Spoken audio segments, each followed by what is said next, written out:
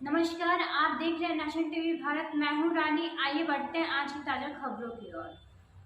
पीलीभीत जनपद की पूरनपुर तहसील क्षेत्र के अंतर्गत ट्रांस शारदा क्षेत्र के ग्रामीण जुलाई माह में अप्रत्याशित रूप से आई बाढ़ के प्रभाव अभी भी जूझ रहे हैं। यहाँ आपको बता दें कि लगभग 1.5 महीने पहले बनबसा बैराज के छोड़े गए पानी से शारदा नदी का जलस्तर काफ़ी बढ़ गया था, जिससे पूरे ट्रांस शारदा क्षेत्र में बाढ़ आ गई और लोगों की फसलें जलमग्न हो गई और लोगों के छप्पर पोस घर बाढ़ के पानी में बहने लगे।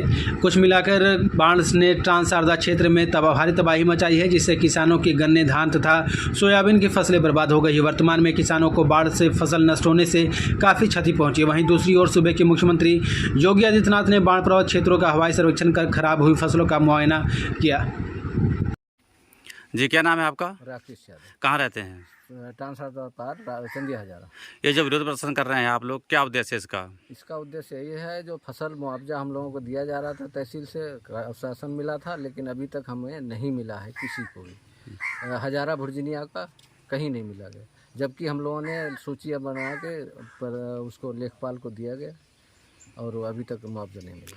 तो क्या इसके बारे में आप लोगों ने उनसे किसी अधिकारियों से बात नहीं की? लेखपाल से फ़ोन करते हैं तो कह रहे हैं तहसील आके बात करिए। अच्छा जी, क्या नाम है आपका? हर्षुभ्रन। ये विरोध प्रदर्शन क्यों कर रहे हैं आप लोग? जो विगत 30-40 दिन से पहले जो बाढ़ आई थी उसमें काफ़ी नुकसान भी हुआ है फसलों का।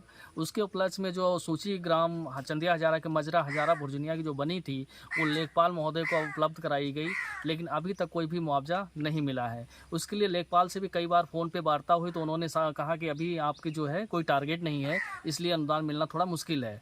तो हमने कहा हर गाँव में अनुदान मिल चुका है, तो हमारे इस भुर्जनिया हजारा में अनुदान मिलना चाहिए था फसल नुकसान का, लेकिन अभी तक कोई भी अनुदान नहीं मिला है। तो हम चाहते हैं कि शासन प्रशासन जो है इस चंदिया हजारा के शारदा पार जो हजारा भुर्जनिया का गांव जो है 150-200 परिवार जो रहता है उसको मुआवजा मिले। तो ये नुकसान आप लोगों का किस फसल का हुआ था? ये अधिक गन्ना और धान की। गन्ना और धान का। जी जी, क्या नाम है आपका?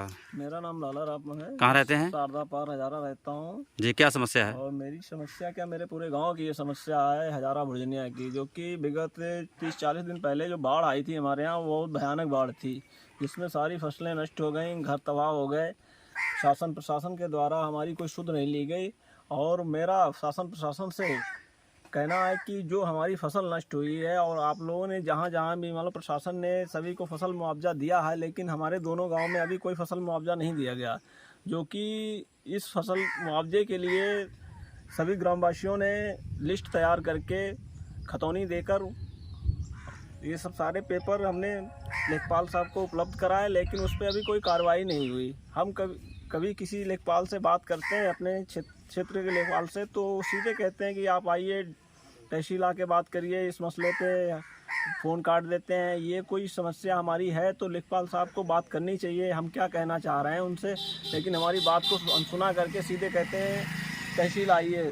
तो हम 150-200 किलोमीटर चक्कर लगा के जाएँ तहसील में लेखपाल से बात करने के लिए, उस बात का क्या हमें निष्कर्ष निकलेगा या नहीं निकलेगा। यदि इतना ही पैसा हम लोगों के पास होता तो हम आपसे फसल मुआवजा क्यों मांगते।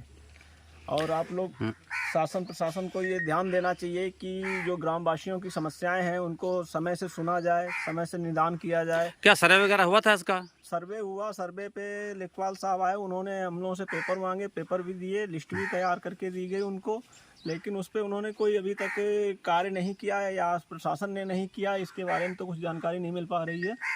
तो आप लोग क्या चाहते हैं? हम यही चाह रहे हैं कि जो हमारी फसल का मुआवजा उचित है वो हमें दिया जाए, जो कि अन्य गाँव में जिस तरीके से मिला है।